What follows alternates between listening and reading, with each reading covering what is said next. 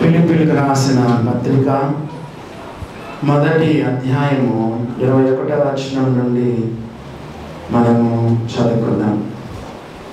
అపోస్తలుడైన పౌలు ఫిలిప్పీయులకు రాసిన పత్రిక మొదటి అధ్యాయము 21వ వచనం నుండి చదువుదాం. నా మట్టుకైతే బ్రతుకుట క్రీస్తే, చావైతే లాభము.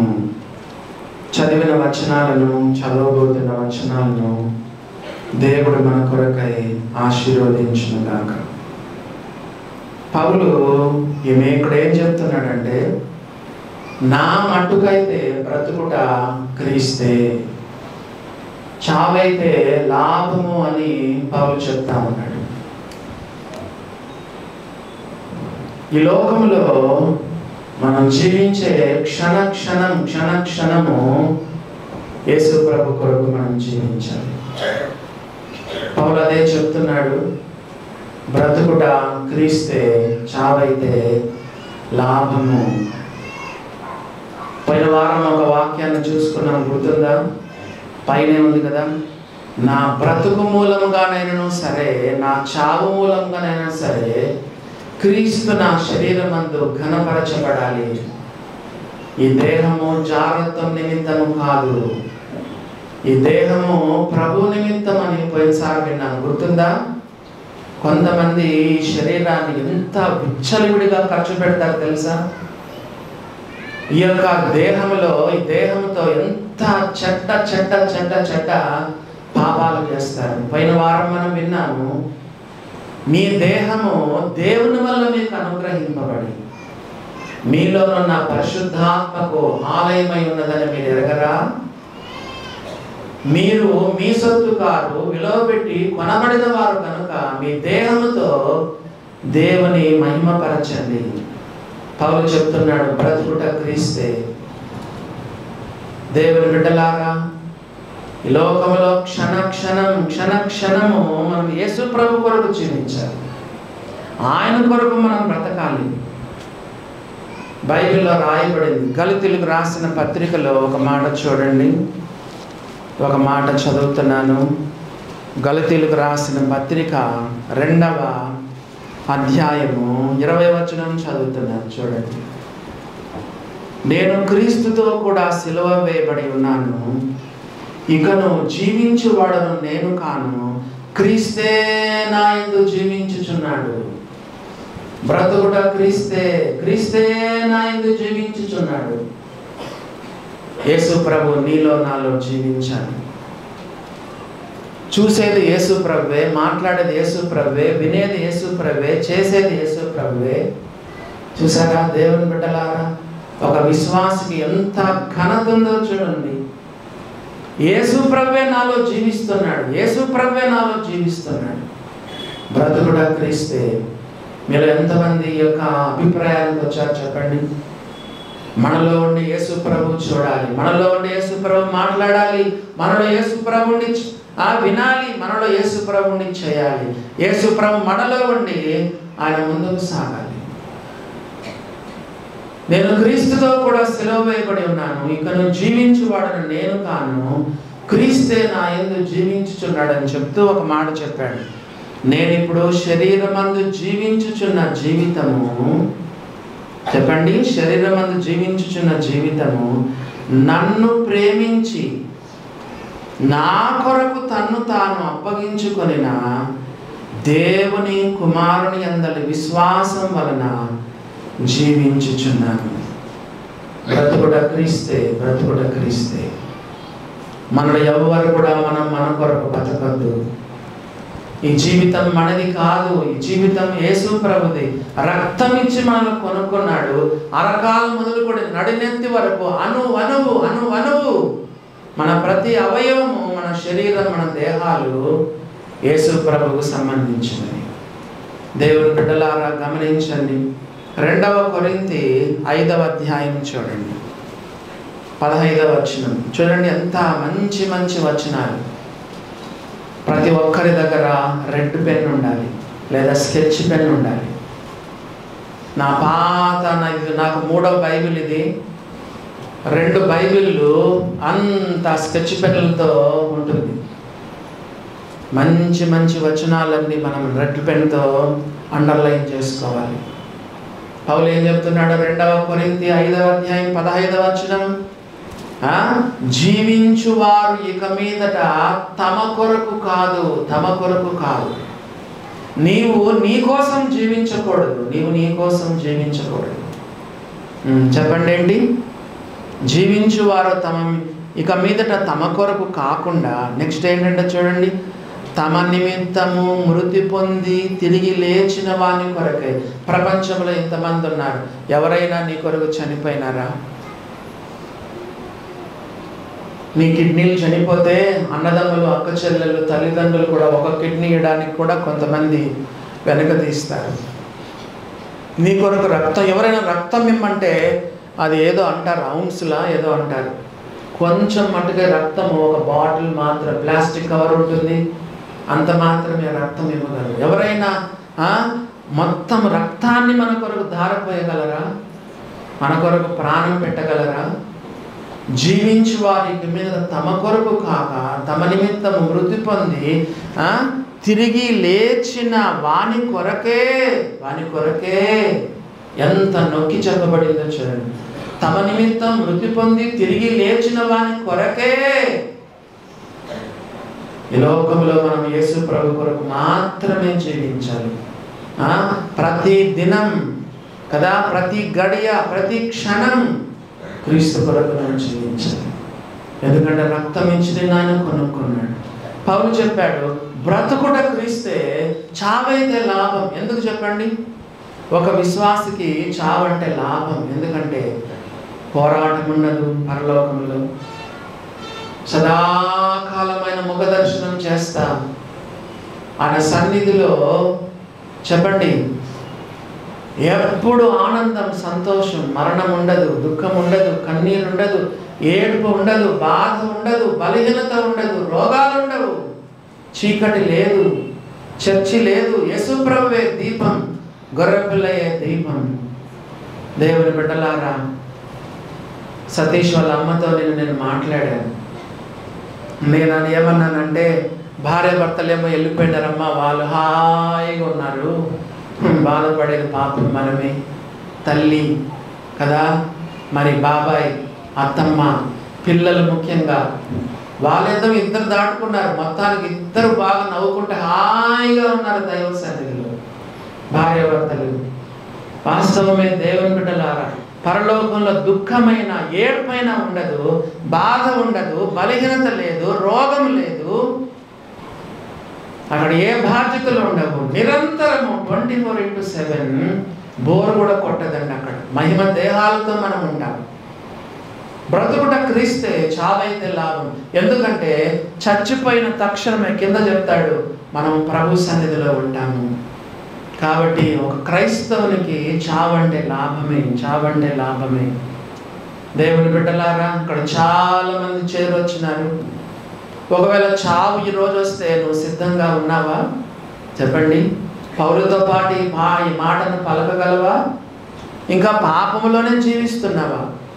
పౌలు ఎందుకు చావైతే లాభం అన్నాడంటే, చావులు 2 రకాలు ఉన్నాయి. చావులు ఎన్ని ఉన్నాయి చెప్పండి? 2 రకాలు. ఎవరైనా చనిపోయినప్పుడు నేను చెప్తా ఉంటాను కదా, వాక్యం చెప్పేటప్పుడు, ప్రకటన గ్రంథము 14వ అధ్యాయం 13వ వచనం చదవండి. చావులు 2 రకాలు. ప్రకటన గ్రంథము చెప్పండి 14వ అధ్యాయము 13వ వచనం ఏమందో చూడండి. అంతటా ఇప్పటి నుండి ప్రభునందు మృతులు ధన్యులు అని వ్రాయుమని పరలోకము నుండి ఒక స్వరము చెప్పగా వింటిని. నిజమే, వారు తమ ప్రయాసములు మాని విశ్రాంతి పొందుదురు, వారి క్రియలు వారి వెంట పోవనని ఆత్మ చెప్పుచున్నాడు. ప్రభునందు మృతి నొందుట, ప్రభునందు మృతి నొందుట. ప్రభునందు మృతి నొందునంటే టికెట్ ఉన్నట్టే. నీకు టికెట్ రైల్వే స్టేషన్లో ప్లాట్ఫామ్లో పోలీసు వాళ్ళు లాఠీ పట్టుకొని తిరుగుతూ ఉంటారు.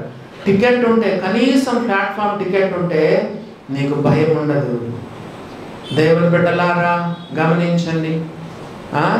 విమానాల్లో పోయినప్పుడు బోర్డింగ్ పాస్ అంటారు, అడుగు గడుగున చెక్ చేస్తారు సెక్యూరిటీ వాళ్ళు. టికెట్ ఉంటే నీకు బోర్డింగ్ పాస్ ఉంటే చెప్పండి. దేవుని బిడ్డలారా గమనించండి, ప్రభువునందు నువ్వు మృతి నొందితే నువ్వు ధన్యుడవు. యేసు ప్రభువుని నమ్ముకొని చనిపోయేది ఇక్కడ రాయబడింది. ప్రభువునందు మృతి నొందుట అది మొదటి చావు. రెండవ చావు చూడండి, యోహాను సువార్తలో మరొక మాట మనం చదువుతున్నాం. యోహాను సువార్తలో మరొక చావు, మరి 8వ అధ్యాయము 21వ వచనం చూడండి. 8వ అధ్యాయం యోహాను సువార్త 8వ అధ్యాయము 21వ వచనం. మరి ఒకప్పుడు ఆయన, నేను వెళ్ళిపోవచ్చున్నాను, మీరు నన్ను వెదకుదురు కానీ మీరు మీ పాపములో ఉండి చనిపోదురు. ప్రభువునందు చనిపోవుట నంబర్ 1. నంబర్ 2, పాపములో ఉండి చనిపోవుట. ఇంకా కొంతమంది వ్యభిచారంలోనే ఉండిపోయినారు కదా, కొంతమంది దుర్మార్గతలోనే ఉండిపోయినారు, కొంతమంది ఇంకా వేశ్యా జీవితంలోనే కొనసాగుతున్నారు, ఇంకా కొంతమంది దోచుకొనడం దొంగతనాల్లోనే ఉండిపోయినారు, ఇంకా కొంతమంది మోసంలోనే ఉండిపోయినారు. నువ్వు ఏ రోగంతో చనిపోయినా పర్వాలేదు, పాపంతో నువ్వు చనిపోకూడదు.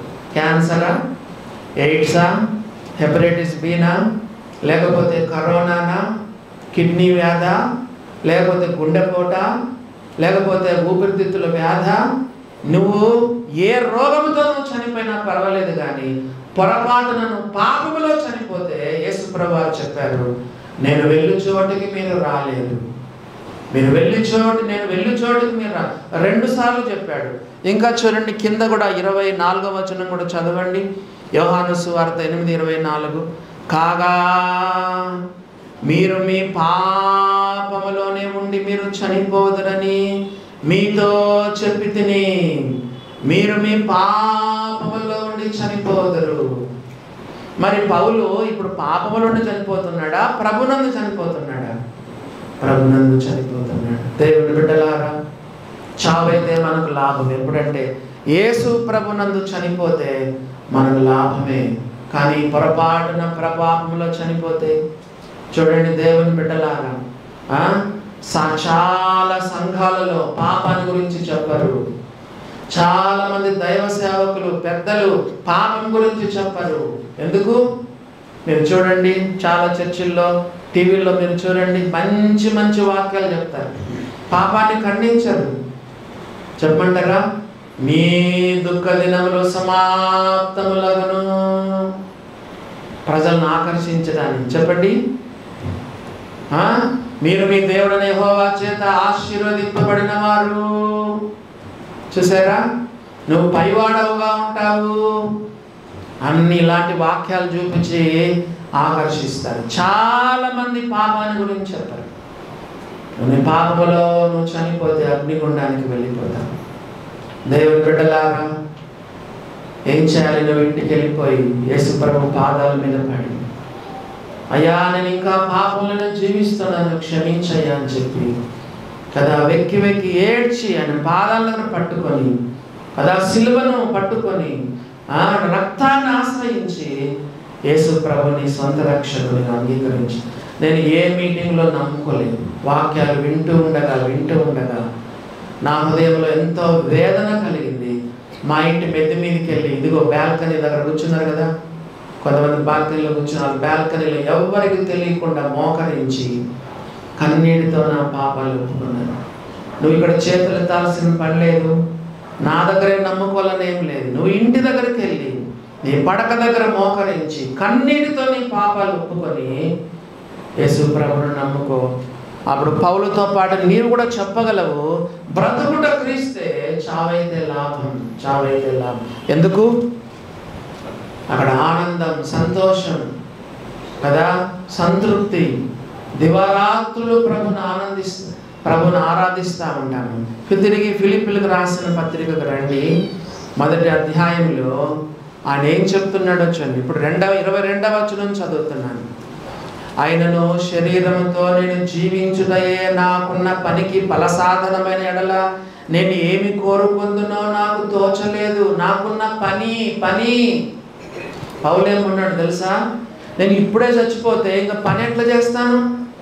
నేను కొంతమంది విశ్వాసులు గురించి విశ్వాసులు అప్పుడప్పుడు చెప్తా ఉంటారు, నేను చచ్చిపోవాలి, నేను త్వరగా దేవుని దగ్గరికి పోవాలి. నువ్వు త్వరగా చచ్చిపోతే నువ్వు చేయాల్సిన పని ఎట్లా? నువ్వు చేయాల్సిన పని ఎట్లా? ఎందుకు? బైబిల్లోనే ఉంది. ఏలియా ఏమన్నాడు చెప్పండి? యెజబెల్ ఏం చెప్పింది? యెజబెలు నా ఆహాబు భార్య ఏం చెప్పింది? రేపు ఈ వేళకు అనగా అర్థం ఏంటి?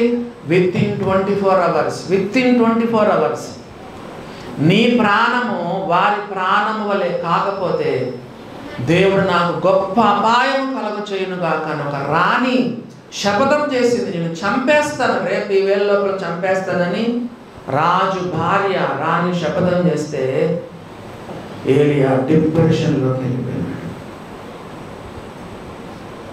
ఒక దిన ప్రయాణం అంతా పారిపోయినాడు.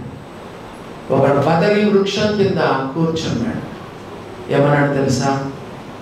ప్రభువా, దేవా, ఇంత మటుకు చాలును, నేను నా పితరుల కంటే నేను ఎక్కువైన వాడను కాను, నా ప్రాణం తీసుకొని ప్రార్థన చేసినాడు.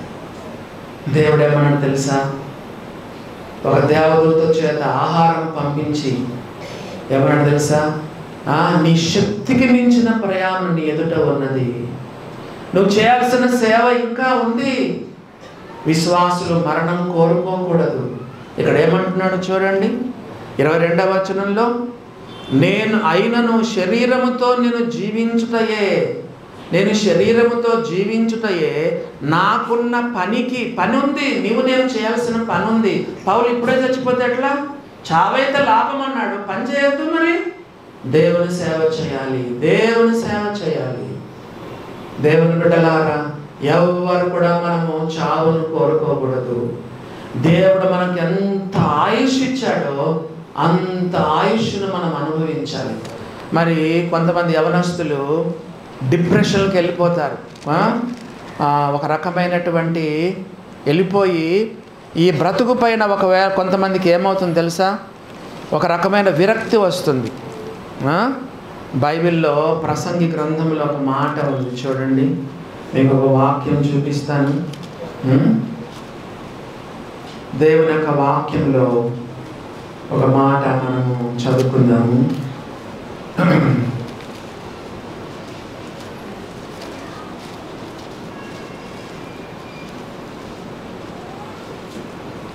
ఏడవ అధ్యాయం 17వ వచనం.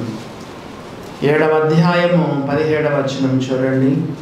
అధికముగా దుర్మార్గపు పనులు చేయకము, బుద్ధిహీనముగా తిరగవద్దు, నీ కాలమునకు ముందుగా నీ వేళ చనిపోదు.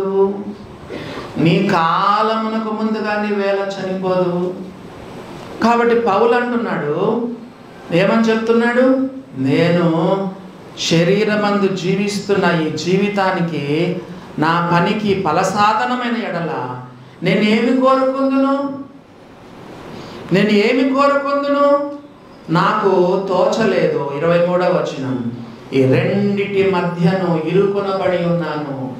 ఈ రెండిటి మధ్యలో పౌలుకి ఇరుక్కుపోయినాడు. ఏమి ఇరుక్కుపోయినాడు చెప్పండి? పరలోకం వైపు చూస్తే ఎప్పుడెప్పుడు పరలోకం పోదామా అనిపిస్తుంది.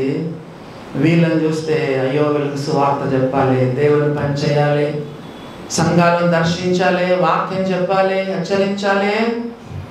ఈ రెండిటి మధ్య పౌలు ఇరుక్కుపోయినాడు. బ్రతకాలా చనిపోవాలా, రెండిటి మధ్య పౌలు ఇరుక్కుపోయినాడు అని చెప్తున్నాడు. ఈ రెండింటి మధ్యన ఇరుకునబడి ఉన్నాను. 29వ వచనం. కానీ ఈ రెండింటి మధ్యలో ఎక్కువ ఛాయిస్ ఏంటో చూడండి. దేనికి ఎక్కువ ఓటేస్తున్నాడు? నేను వెడలిపోయి క్రీస్తుతో కూడా ఉండవలనని నాకు ఆశ ఉన్నది. అది నాకు మరి మేలు. భూలోకంలో ఉంటే మేలు, పరలోకానికి వెళ్తే మరి మేలు. ఈ రెండిట్లో ఏది కోరుకుంటున్నాడు? ఇక్కడ ఉండేదేమో మేలే, ఎందుకంటే నేను సేవ చేయాలి, అనేక మందికి సువార్త ప్రకటించాలి. కానీ అక్కడికి వెళ్తే మరి మేలని చెప్తున్నాడు. కానీ ఒక విషయం మీకు చెప్పాలి. అక్కడ ఏముందో చూడండి. నేను వెడలిపోయి క్రీస్తుతో కూడా ఉండవలనని నాకు ఆశ. పోయిన వారం మన పాఠం ఏంటో చెప్పండి. యూట్యూబ్లో మన మెసేజెస్ ఉన్నాయి, ప్రభాకర్ అన్నవి నావి కదా, మన సంఘానికి చెందిన మెసేజెస్ ఉన్నాయి. యూట్యూబ్లో ఇంకా బ్రదరన్ వాళ్ళ మెసేజెస్ కూడా విన్నాయి. మీరు వినండి, చాలా మేలు పొందుతారు, చాలా మేలు పొందుతారు. దేవుని బిడ్డలారా మీరు వినండి, చాలా మీరు మేలు పొందుతారు. మన బోధలు వేరే రకంగా ఉంటాయి. మన బోధ అపోస్తుల బోధ అని బైబిల్లో రాయబడింది. దేవుని బిడ్డలారా పిచ్చి పిచ్చి బోధలు వినొద్దు, మన బోధలు వినండి. పోయిన వారం మన సోదరులు కిషోర్ గడవుడు పెట్టినారు. పోయిన వారం మన యొక్క అంశం ఏంటి? పౌలు యొక్క అపేక్షలు. పౌలు యొక్క అపేక్షలు. పౌలుకున్న అపేక్ష ఏంటో ఆశ. ఆశ ఏం ఆశ? నేను వెడలిపోయి క్రీస్తుతో కూడా ఉండాలి, నేను వెడలిపోయి క్రీస్తుతో కూడా ఉండాలి. యేసు ప్రభువుని నమ్ముకున్న వాళ్ళకి లోకం పైన ఎక్కువ ధ్యాస ఉండదు, మమకారం ఉండదు, వ్యామోహం ఉండదు కదా, ఏదో అనుభవించాలని ఉండదు. సువార్త ఉంటే నేను సువార్త ప్రకటించడానికి సంఘాల కొరకు నేను ఉంటాను, కానీ ఈ లోకం నాకొద్దు. నేను వెడలిపోయి క్రీస్తుతో కూడా ఉండుట, క్రీస్తుతో కూడా ఉండవలన నాకు ఆశ ఉన్నది. పోయినసారి మన యొక్క ప్రసంగం యొక్క అంశం ఏంటంటే పౌలు యొక్క అపేక్షలు, పౌలు యొక్క ఆశలు. వెడలిపోయి క్రీస్తుతో కూడా ఉంటాను, మధ్యలో ఇంకా ఏముండదండి. మధ్యలో ఒక్కసారి నువ్వు ప్రాణం విడిచావంటే టక్కని క్రీస్తుతో కూడా with in a fraction of A second. ఎంత గొప్ప భాగ్యం చూడండి, ఒక విశ్వాసకున్న ధన్యత చూడండి. కొంతమంది అన్యులు చచ్చిపోయేటప్పుడు చూడండి ఏడుస్తా, మరణ వేదనలు అనుభవిస్తా చచ్చిపోతారు. నా చుట్టూ ఎవరో నల్ల దుస్తులు వేసుకొని వచ్చినారు, కూరలు ఉన్నాయి, ఎర్ర కళ్ళు ఉన్నాయి, నన్ను రా రా అని పిలుస్తూ ఉన్నారు. అది భయపడతా చచ్చిపోతారు కొంతమంది. చూసారా దేవుని బిడ్డలారా, యేసు ప్రభువుని నమ్ముకున్న బిడ్డ చనిపోయిన తక్షణమే నేను వెడలిపోయి క్రీస్తుతో కూడా ఉంటాను. అప్పుడప్పుడు నేను చెప్తుంటాను కదా, absent with the body, present with the lord. ఇక్కడ చచ్చిపోయిన బాడీ ఉంటుంది కానీ అక్కడ ఉంటాం. అందుకే మనం చనిపోయితే, మన ప్రియులు ఎవరైనా చనిపోతే ఏడుస్తాం, కానీ అన్యులు ఏడ్చినట్లు మనం ఏడవం. అన్యులు ఎలా ఏడుస్తారు చెప్పండి? రొమ్ములు కొట్టుకుంటారు. నేను చూశాను ఒకసారి ఒక సమాధికి పోతే ఒక ఆమె సమాధి దగ్గర భూమిపైన పడి ధూళిలో పడి పొరలాడుతూ ఉంది. మళ్ళా క్రైస్తవురాలే. చూసారు అంటే సరిగా నమ్మకం లేదన్నమాట. బైబిల్లో ఉంది, నిరీక్షణ లేని ఇతరుల వల్లే మీరు దుఃఖపడద్దు. మన ప్రియులు ఎవరైనా చనిపోతే మనం కూడా ఏడుస్తాం, కానీ మనం ఏడ్చే విధానం వేరు, వాళ్ళు అన్యులు ఏడ్చే విధానం వేరు. ఎందుకంటే యేసు ప్రభు కూడా ఏడ్చినాడు కదా. మార్తా మరియలు చనిపోయినప్పుడు, మార్తా మరియల సహోదరుడు లాజరు చనిపోయినప్పుడు యేసు ప్రభు కన్నీరు విడిచినని బైబిల్లో రాయబడింది. ఎంత ధన్యత, ఎంత ధన్యత. మధ్యలో భయం ఉండదు, భీతి ఉండదు, చీకటి ఉండదు, అంధకారం ఉండదు, మధ్యలో దయ్యాలు ఏమి ఉండవు.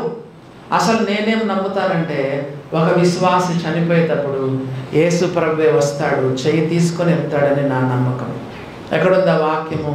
23వ కీర్తన 4వ వచనం కదా, గాఢాంధకారపు లోయలో నేను సంచరించినను. తెలుగు బైబిల్లో గాఢాంధకారపు లోయను, ఇంగ్లీష్ బైబిల్లో ఏముంది? మరణాంధకారపు లోయను. Though I walk through the valley of shadow of death, మరణాంధకారపు లోయలో నేను సంచరించినను. ఇప్పుడు చెప్పండి, ఏ అపాయమునకు నేను భయపడను, నీవు నాకు తోడయుందువు.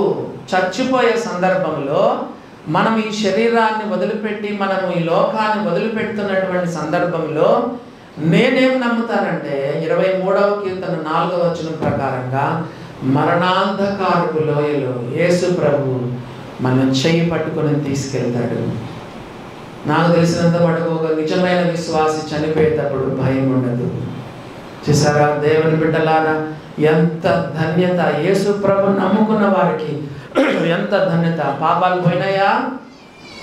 పాపాల్లో జీవించే వాళ్ళకైతే భయం ఉంటుంది కదా.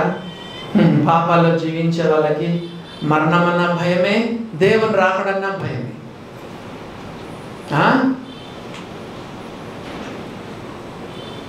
అందుకే యేసుప్రభు ఏమన్నాడు తెలుసా, మీకు గుర్తుందా?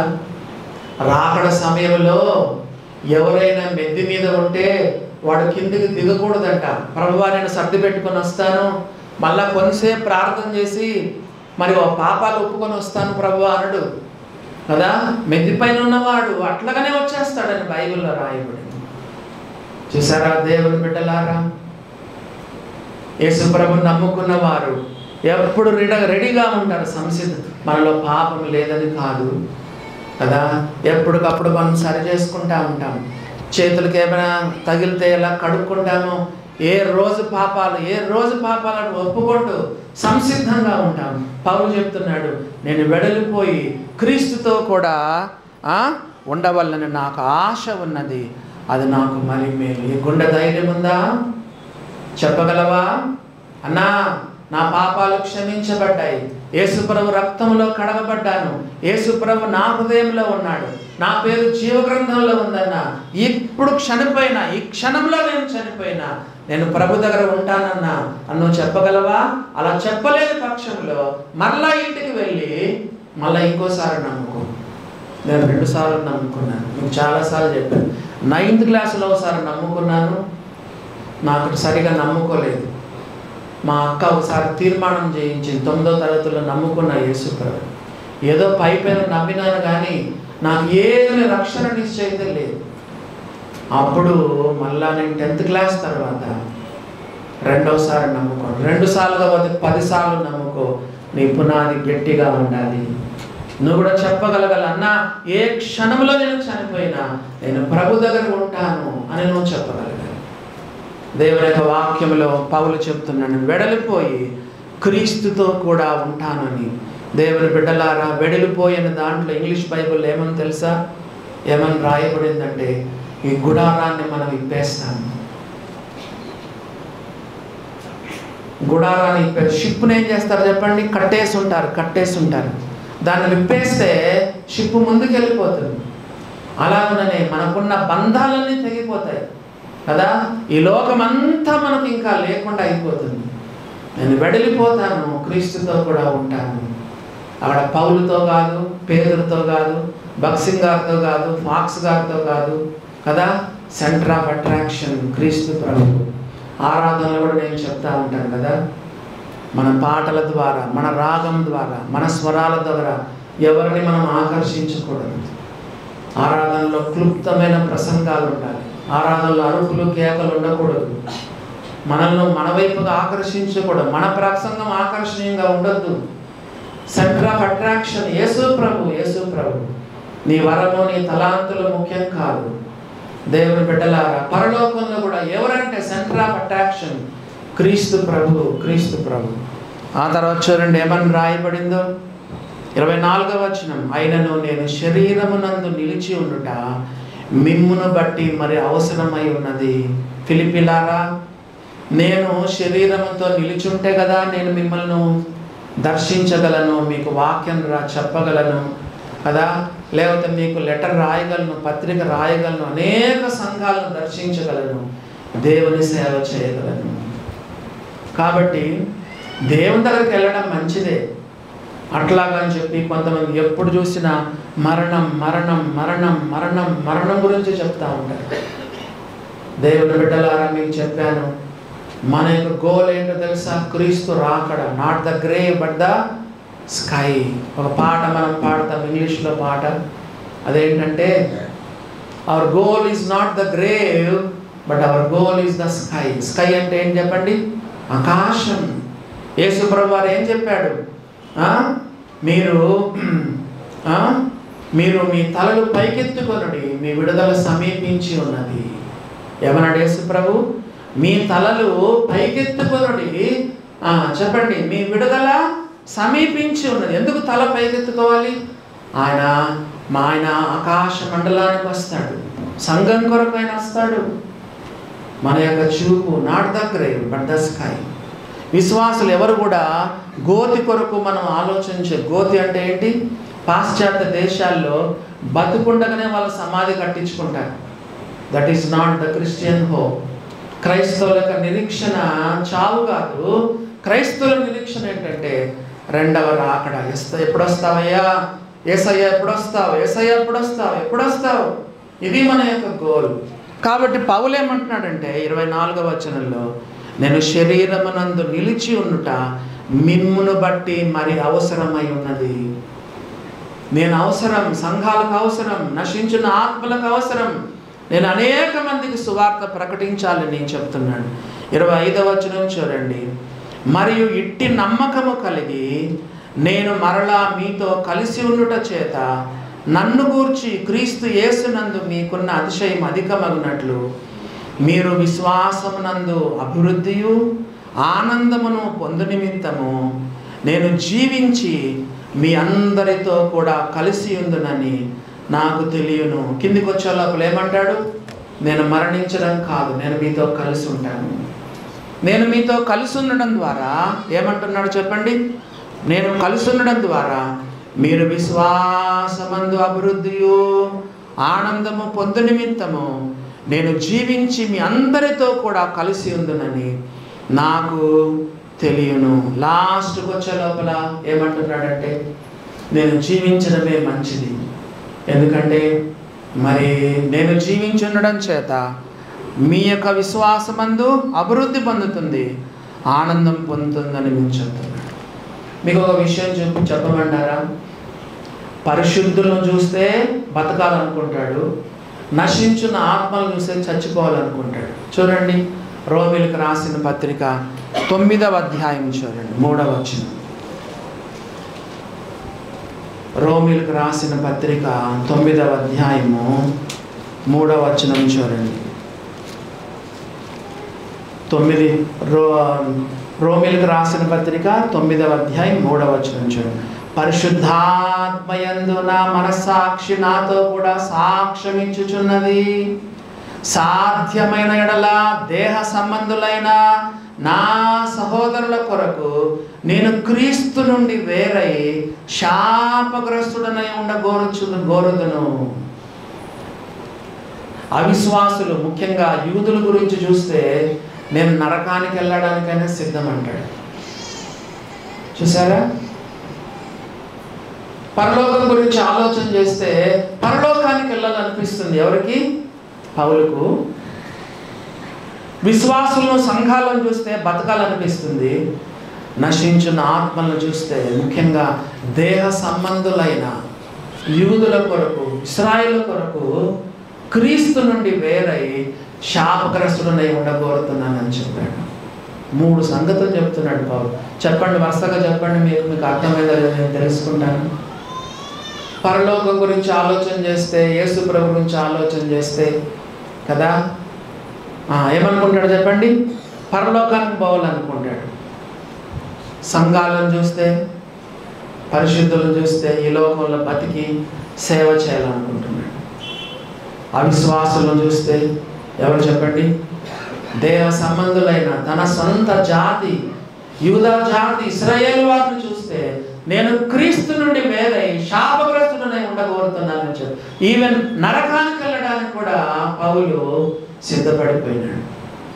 విశ్వాసులకు నశించిపోతున్న ఆత్మల పట్ల ఎంత భారం ఉండాలో చూడండి. రక్షణ పొందిన నీ భార్య కొరకు భారంగా ప్రార్థన చేస్తున్నావా? అమ్మా, రక్షణ పొందిన నీ భర్త కొరకు ప్రార్థన చేస్తున్నావా? మారు మనసు పొందని నీ కుమారుని కొరకు, కుమార్తె కొరకు ఇంత వేదనగా ప్రార్థన చేస్తున్నావా? మన భారతీయుల కొరకు, వారి రక్షణ కొరకు చెప్పండి, పౌలులాగా మనం ప్రార్థన చేయగలుగుతున్నామా? ఇశ్రాయేలు ఒకసారి తిరుగుబాటు చేస్తే దేవుడు ఏమన్నాడు తెలుసా? నువ్వు పక్కకు తప్పుకో మోషే, ఒక్కసారి నేను వీళ్ళందరూ తుడిచేస్తానని చెప్తే దేవుడు ఏమన్నాడు తెలుసా? మోషే ఏమన్నాడు తెలుసా? ప్రభువా, నా పేరును కావాలంటే జీవ గ్రంథంలో తీసేసి. మోషే ఏమన్నాడు చెప్పండి? కావాలంటే నా పేరు జీవ గ్రంథంలో తుడిచేసి. ఇశ్రాయేలు మాత్రం నాశనం చేయొద్దని మోషే దేవునికి ఎంత విజ్ఞాపన చేశాడో చూడండి. ఇశ్రాయేలు రక్షణ పొందాలన్న హృదయాభిలాషయు వారి విషయమే దేవునికి చేయు ప్రార్థన అయి ఉన్నది. నేను విన్నాను, కొంతమంది దైవ సేవకులంట నిద్రపోరంట, రాత్రుల్లో పడకల్లో కూడా మూలుగుతూ పొరలాడుతూ ఉంటారంట నశించిపోతున్న ఆత్మల కొరకు. ఫాక్స్ గారు, అగ్రిప్ప గారు కూడా ముళ్ళ పొదల్లో మూలుగు శబ్దం వినిపించేటప్పుడు ఎవరో పోతే ప్రార్థనలో మూలుగుతున్నారంట. వారి జీవిత చరిత్రలో మీరు చదవండి.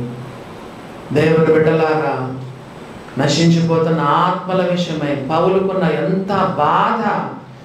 పరలోకం చూస్తే అక్కడికి వెళ్ళాలన్న ఆశ, సంఘస్థులను విశ్వాసులను చూస్తే బతకాలనే ఆశ, మరి ఇశ్రాయేలును చూస్తే క్రీస్తు నుండి వేరై శాపగ్రస్తులు అవ్వాలనే ఆశ. దేవుని బిడ్డలారా గమనించినారు, మనకి యొక్క ఆత్మల వేదన ఉందా? నశించిపోతున్న ఆత్మల కొరకు ప్రార్థన చేస్తున్నావా?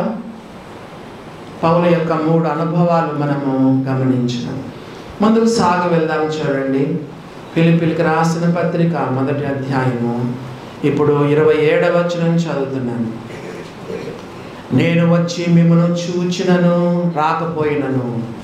కొంతమంది ఎట్లుంటారంటే, ఎవరైనా సంఘ పెద్దలు, నాయకులు, సేవకులు ఉంటేనే బాగుంటారు. పౌలు ఏమంటున్నాడు? నేను మిమ్మల్ని చూచినా చూడకపోయినా, వచ్చినా రాకపోయినా. మీకు చాలాసార్లు చెప్పాను, మన చర్చిలో ఏంటంటే, our secret life is most important. Our secret life is most important. నేను మోస్ట్ ఆఫ్ ద టైం నేను ఒంటరిగానే ఉంటాను.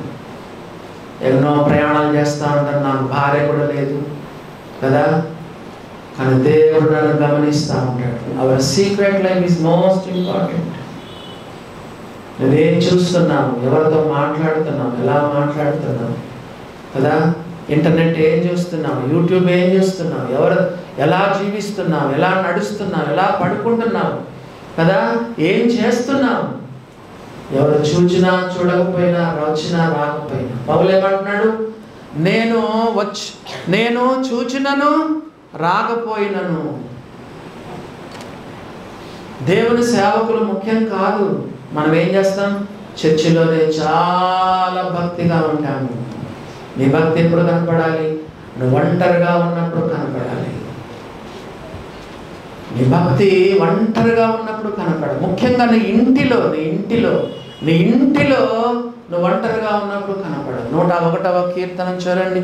దావీదు తన ఇంట్లో ఎలా ఉన్నాడో చూడండి.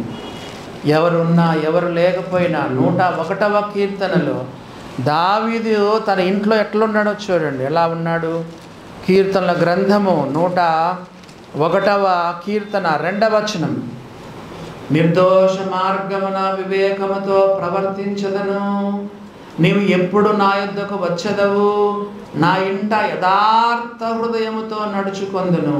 నా ఇంట యథార్థ హృదయంతో నడుచుకొందును. భార్య ఉన్నా లేకపోయినా, భర్త ఉన్నా లేకపోయినా కదా, మమ్మీ ఉన్నా లేకపోయినా, పౌలు ఉన్నా లేకపోయినా కదా, దేవుని సేవకులు, సంఘ పెద్దలు, నాయకులు ఉన్నా లేకపోయినా, చర్చిలో ఉన్నా లేకపోయినా, ఎక్కడున్నా కదా, ఎవరున్నా ఎవరు లేకపోయినా దేవుడు ఉన్నాడు, దేవుడు చూస్తున్నాడు.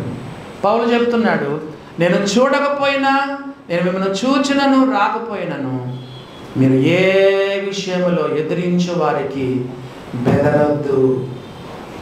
నువ్వు బెదురుతున్నావు, భయపడుతున్నావంటే కొంచెం నువ్వు ఆత్మీయంగా సరైన స్థితిలో లేనట్టు లెక్క. విశ్వాసులు చెప్పండి, బెదరకూడదు. స్వభావ సిద్ధంగా కొంచెం వస్తుంది, కానీ దేవుని బట్టి కదా, వాక్యాలను బట్టి, వాగ్దానాలను బట్టి, పౌలు లాంటి దైవ సేవకులు మనల్ని హెచ్చరిస్తున్న హెచ్చరికలను బట్టి, వారు మనకు రాసిన బోధనలను బట్టి బైబిల్ ఏమందంటే, బెదరద్దు, బెదరద్దు, బెదరద్దు, భయపడద్దు. దేవుని వాక్యంలో మనం చదువుతున్నాం.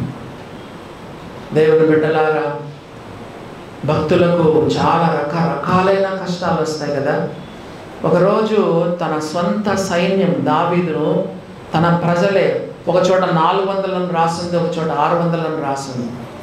తన సొంత ప్రజలే దావీదును అర్థం చేసుకోక ఒకరోజు రాళ్ళు తీసి దావీదుని బట్టగా కష్టాలు వచ్చాయని చంపడానికి సొంత ప్రజలు తీసుకుంటే అక్కడ ఒక మంచి మాట బైబిల్లో రాసింది. దావీదు తన దేవుడని యెహోవాను బట్టి ధైర్యం తెచ్చుకొనెను. David encouraged himself in the Lord is God. David encouraged himself. బెదరద్దు, భయపడద్దు. దావీదు తన దేవుడని యెహోవాను బట్టి ధైర్యము తెచ్చుకొనెను.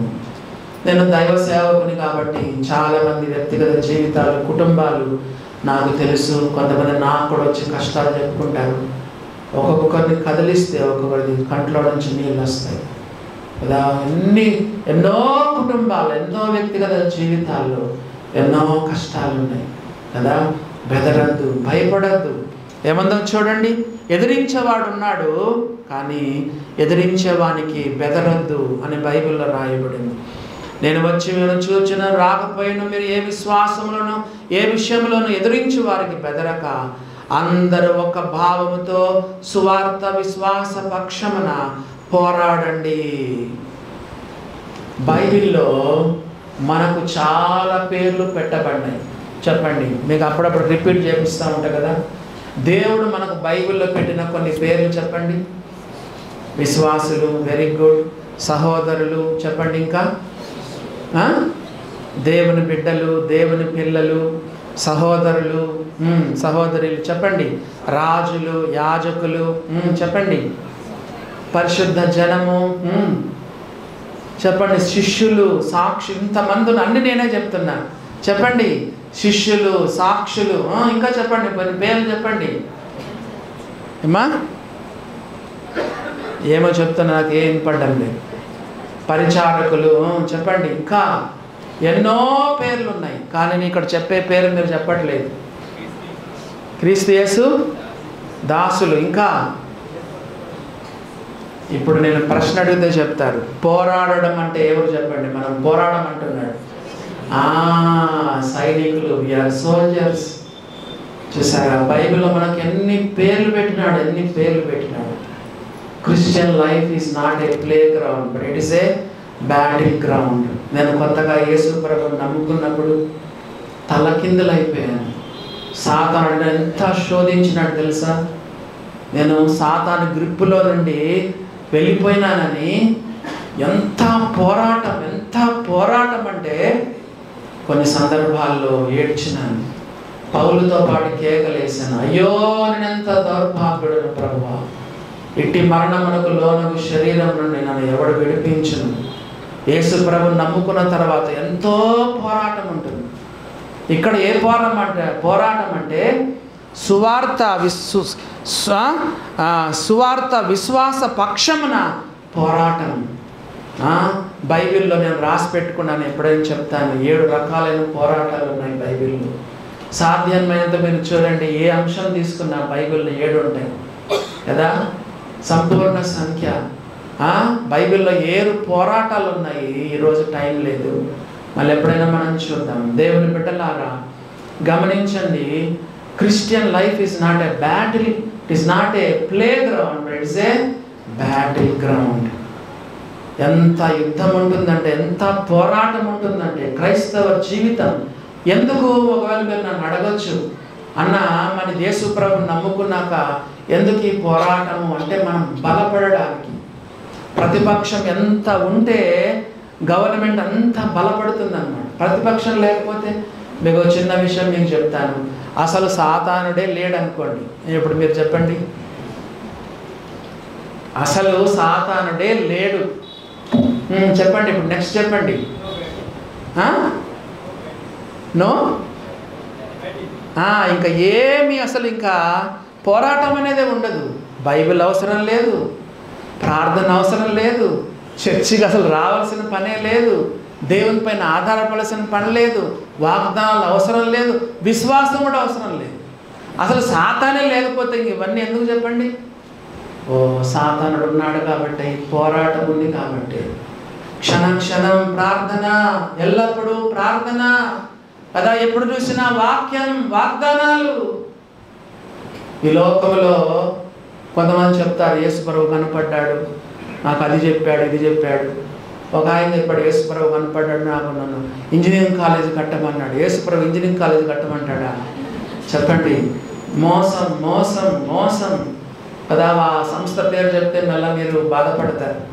యేసు ప్రభు కనపడ్డాడు, ఇంజనీరింగ్ కాలేజ్ కట్టమన్నాడు. ఫీజులు ఫుల్ ఫీజులు వసూలు చేస్తారు. దేవుని బిడ్డలారా గమనించండి. కాబట్టి మనం చూస్తే క్రైస్తవ జీవితం అనేది ఎంత పోరాటంతో కూడింది.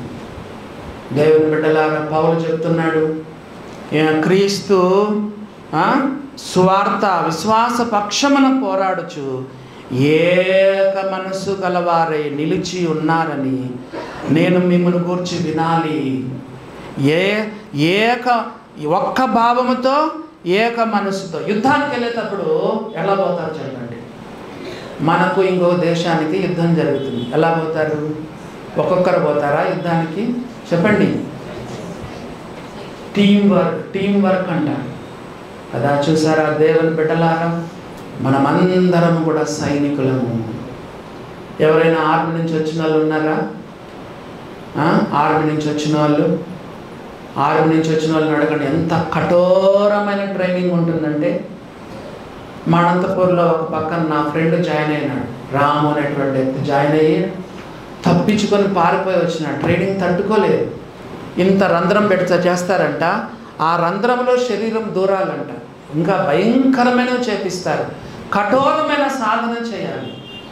పౌలు తిమోతికి రాస్తే ఏం చెప్పాడంటే, క్రీస్తు యేసు యొక్క మంచి సైనికుని వలె నాతో కూడా శ్రమ అనుభవించు. ఈ లోకంలో ఉన్నంత వరకు మనకు పోరాటమే. దేవుని బిడ్డలారా, మీరందరూ యాజ్ ఎ టీమ్గా అందరూ ఒక్క భావముతో చెప్పండి, ఏక మనసు గలవారై పోరాడండి. సువార్త విశ్వాస పక్షమున పోరాడమని దేవుని వాక్యంలో రాయబడి. దేవుని బిడ్డలారా గమనించినారా? ఏక మనసు గలవారై నిలిచి ఉన్నారని నేను మిమ్మల్ని గూర్చి వినులాను. మీరు ఎప్పుడైనా చూసారా? డ్యూటీలో ఉన్న పోలీస్ ఎప్పుడైనా కూర్చోవడం చూసారా? డ్యూటీలో ఉన్నటువంటి సైనికులు ఎప్పుడైనా కూర్చున్నట్టు చూసారా? వాళ్ళ డ్యూటీలో కూర్చునేది ఉండదు. ఒకవేళ వాళ్ళ కూర్చున్నట్టు తెలిసినా కూడా సస్పెండ్ చేసేస్తారు. నిలబడాలి. చూడండి, ఆ మాట చదవండి. ఒక్క భావముతో సువార్త విశ్వాస పక్షమున పోరాడుచు ఏక మనసు గలవారై నిలిచి ఉన్నారని నేను మిమ్మల్ని గూర్చి వినులాగున. నిలబడండి. మరి పోరాడేటప్పుడు ఏమైనా ఉత్తి చేతులతో పంపిస్తారా గవర్నమెంట్? చెప్పండి. తుపాకులు ఇచ్చి పంపిస్తారు. మినిమం పోలీసు వాళ్ళకు లాఠీ కర్ర ఇచ్చి పంపిస్తారు. సైనికులు అంటే ఎప్పుడు కూడా వాళ్ళ దగ్గర ఆయుధాలు ఉంటాయి. దేవుడు మనం పోరాడమని చెప్పి ఊరికే పంపించినాడా? ఎఫెసీ 6వ అధ్యాయంలో మనకి ఎన్ని ఆయుధాలు ఉన్నాయి చదవండి. ఎఫెసీయులకు రాసిన పత్రిక 6వ అధ్యాయంలో దేవుడు మనకు ఎన్ని ఆయుధాలు ఇచ్చినాడు, ఎన్ని ఆయుధాలు. చూడండి ఏమని రాయబడిందో దేవుని వాక్యంలో మనం చూస్తే 14వ వచనం సత్యమను దట్టి, 15వ వచనంలో సమాధానం సువార్తవన సిద్ధ మనసను జోడు, 16వ వచనంలో విశ్వాసమను డాలు, 17వ వచనంలో రక్షణను శిరస్త్రాణము, 17వ వచనంలో దేవుని వాక్యమను ఆత్మ ఖడ్గము. కూర్చోమన్నాడా నిలబడమన్నాడా? చెప్పండి, కూర్చోమన్నాడా నిలబడమన్నాడా? 13వ వచనం అందుచేతను మీరు ఆపద్దినమందు వారిని ఎదిరించుటకును సమస్తము నెరవేర్చిన వారై నిలువబడుటకును. పోరాటంలో యుద్ధంలో కూర్చొని ఉంటారా? నిలబడాలా? నిలబడుటకును. ఆ తర్వాత 15వ వచనం నిలబడమన్నాడా కూర్చోమన్నాడా? పాదములకు సమాధాన సువార్త వలన సిద్ధ మనసును జోడు తొడుక్కొని నిలవబడండి. యుద్ధములో మీరు నిలవబడండి, పోరాడండి. దేవుడు మనకు పెట్టిన పేరేంటంటే సైనికులు. మన యేసు ప్రభు ఎవరు చెప్పండి? హెబ్రీ 12:2 చదివి మన యేసు ప్రభు ఎవరో చెప్పండి. హెబ్రీలకు రాసిన పత్రిక నేను చెప్పను, మీరే చెప్పండి. హెబ్రీయులకు రాసిన పత్రిక 12:2 చదివి చెప్పండి. ఇంత గొప్ప సాక్షి సమూహము మేఘం వల్లే మనల్ని ఆవరించి ఉన్నందున మనము కూడా ప్రతి భారమును సులువుగా చిక్కులు పెట్టు పాపమును విడిచిపెట్టి విశ్వాసమున కర్తయు దాన్ని కొనసాగించువాడునైనా యేసు వైపు చూచుచు మన ఎదుట ఉంచబడిన ఆ పందెములో ఓపికతో పరిగెత్తుదుము. మనం సైనికులు అంటే మన యేసు ప్రభు ఎవరో ఇప్పుడు మీరు చదివి చెప్పాలి. విశ్వాసమున కర్త అనే పైనుంది, కిందేమో ఫుట్ నోట్లు ఏమో చెప్పండి, సేనాధిపతి, సేనాధిపతి, కమాండర్ ఇన్ చీఫ్ యేసు ప్రభు. మనం సైనికులమైతే మన యేసు ప్రభు సైన్యాధిపతి. దేవుని బిడ్డలారా, మనం పోరాడమని దేవుని వాక్యంలో రాజీ పడవద్దు, ఓడిపోవద్దు, ఆత్మహత్య చేసుకోవద్దు, డిప్రెషన్లోకి వెళ్ళిపోవద్దు, డీలా పడిపోవద్దు. Team work. కుటుంబం అంతా ప్రార్థన చేయండి, సంఘం అంతా ప్రార్థన. వచ్చావా శుక్రవారం? చెప్పండి. దూరం ఉన్న వాళ్ళు నేను అనట్లేదు, ఇంత దగ్గరుండి ఫ్రైడే ప్రేయర్కి వచ్చినావా? షేమాన్యు కదా. సిగ్గుపడాలి, నువ్వు సిగ్గుపడాలి. వస్తున్నావా? మందిరానికి వస్తున్నావా? అందరూ కదా ఏకముగా ఒక్క మనసుతో ప్రార్థనలో పోరాడండి. చెప్పాను, 7 కిలోమీటర్ల దూరం ఉన్న వాళ్ళందరూ కూడా, 7 కిలోమీటర్ల సిటీలో పెద్దది కాదు ప్రార్థన కూడా. పోన్లే మీరు అంటారేమో, ఎప్పుడు ఉండేవి సంసారము, బాధ్యతలు, ఉద్యోగము, పిల్లలు, వంటలు ఎప్పుడు ఉండేవి. వస్తున్న వాళ్ళకి లేవనా? కొంతమంది ఎంత దూరం నుండి వస్తారు తెలుసా బైబిల్ స్టడీకి, ఫ్రైడే ప్రేయర్కి ఎంత దూరం నుంచి వస్తారు తెలుసా కొంతమంది. వాళ్ళకేమో బాధ్యతలు లేనట్టు మీకు మాత్రమే బాధ్యతలు ఉన్నట్టు. ఎందుకు చెప్తున్నాను? యాజ్ ఎ టీమ్ పోరాడండి, అందరూ కలిసి పోరాడండి. దేవుని బిడ్డలారా, ఆ తర్వాత చూడండి, మనం త్వరగా ముగించుకుందాము. అందరూ ఒక భావముతో సువార్త విశ్వాస పక్షమున పోరాడుచు ఏక మనసు గలవారే నిలిచి ఉన్నారని నేను మిమ్మల్ని గూర్చి వినులాగున. వింటే, సంఘాన్ని గురించి మంచి సంగతులు వింటే, విశ్వాసుల గురించి మంచి సంగతులు వింటే పౌలు ఏం చేస్తారు చెప్పండి? వాళ్ళకి ఎంత సంతోషం. కొంతమందిని చూస్తే సంఘ పెద్దలకు కూడా చాలా సంతోషం అనిపిస్తుంది.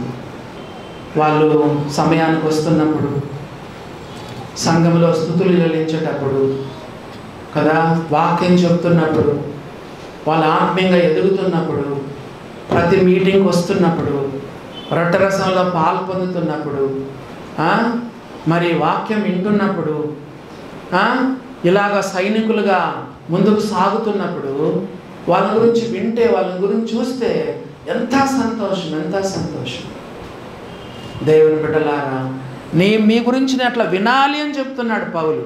అని చెప్తూ ఏమన్నాడో చూడండి, క్రీస్తు సువార్తకు తగినట్లుగా ప్రవర్తించండి. క్రీస్తు సువార్త అంటే ఏంటో చెప్పండి? లేఖనముల ప్రకారం క్రీస్తు మన పాపాల నిమిత్తం చనిపోయినాడు, తిరిగి లేచాడు. మనం కూడా చనిపోయినాం, యేసు ప్రభుతో పాటు లేచినాం. ఇది సువార్త అంటే.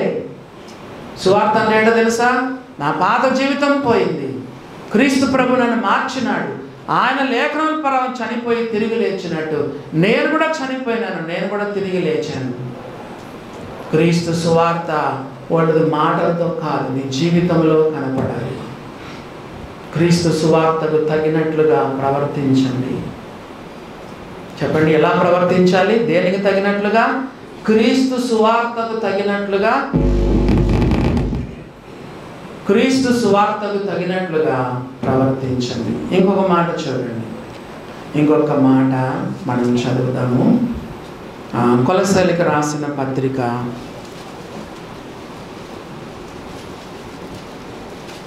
1వ అధ్యాయము 12వ వచనము. ఎన్నవ లైను? 1, 2, 3, 4, 5, 6వ లైన్ చదవండి. ఆయనకు తగినట్లుగా నడుచుకోనండి. ఏంటి నంబర్ 1 ఏంటి? క్రీస్తు సువార్తకు తగినట్లుగా నడుచుకోనండి. రెండవదిగా ఆయనకు తగినట్లుగా నడుచుకోనండి. ఒకసారి ఇంగ్లాండ్ దేశపు రాణి రథంలో వస్తూ ఉందంట. వస్తూ ఉంటే వాళ్ళ కొడుకు వీధి పిల్లలతో ఆడుకుంటా ఉన్నాడంట.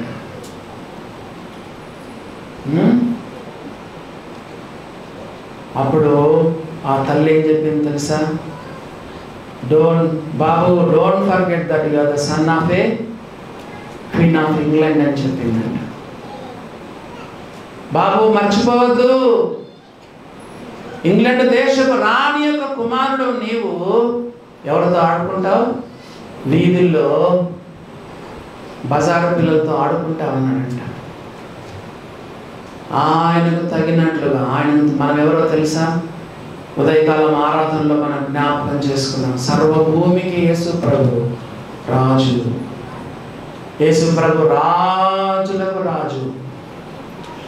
మీది ఏ కులం అంటే మనం ఏం చెప్పాలి? రాజవంశం అని. కొంతమంది కులం చెప్తున్నారు. అయ్యయ్యో, ఎవరైనా మన కులం, కొంతమందికి కులపిచ్చి ఎక్కువ, కుల గజ్జి అంటారు. కొంతమందికి మా కులం మా కులం మా కులం. ఎంత వాళ్ళ కులం అంటే, దేవుని బిడ్డలారా, మీరు ఏ కులం అంటే మనం ఏం చెప్పాలి? రాజవంశము. రారాజు బిడ్డలం. ఆయనకు తగినట్లుగా మనం జీవించాలి, తగినట్లుగా జీవించాలి. మరొక వాక్యం తెస్సలోనికీయులకు రాసిన మొదటి పత్రిక 2వ అధ్యాయం, 1 Thessalonians 2nd chapter చూడండి, 11వ వచనం. తెస్సలోనికీయులకు రాసిన మొదటి పత్రిక 2వ అధ్యాయం 11వ వచనం చదవండి. తన రాజ్యమునకు మహిమకును మిమ్మును పిలుచుచున్న దేవునికి తగినట్లుగా, తన రాజ్యమునకు మహిమకు మిమ్మును పిలుచుచున్న దేవునికి తగినట్లుగా, ఇది ఆయన పిలుపుకు తగినట్లుగా. 3 సంగతులు చెప్పాను, చెప్పండి. క్రీస్తు సువార్తకు తగినట్లుగా, నంబర్ 2 దేవునికి తగినట్లుగా, మూడవదిగా చెప్పండి ఆయన పిలుపుకు తగినట్లుగా. నేను చదువుకునే రోజుల్లో విజయవాడలో ఒక రెంట్కు ఉండేవాడిని. మా ఓనర్స్ ఎన్టీఆర్ కుమార్తెను పెళ్లి చేసుకున్నారు కదా. గౌరవనీయులు ఎన్టీఆర్ ముఖ్యమంత్రి ఆ టైంలో ఆయన కుమార్తెను మా ఇంటి ఓనర్స్ చేసుకున్నారు. మమ్మల్ని కూడా పిలిచినారు పెళ్ళికి. మరి మేము ఎట్లా వెళ్ళాలి చెప్పండి? పాత బట్టలు వేసుకొని వెళ్ళొచ్చా చెప్పండి? ఫరో ఖైదీలో ఉన్నటువంటి యోసేపును తన దగ్గరకు పిలిస్తే ఎట్లా వెళ్ళాడు?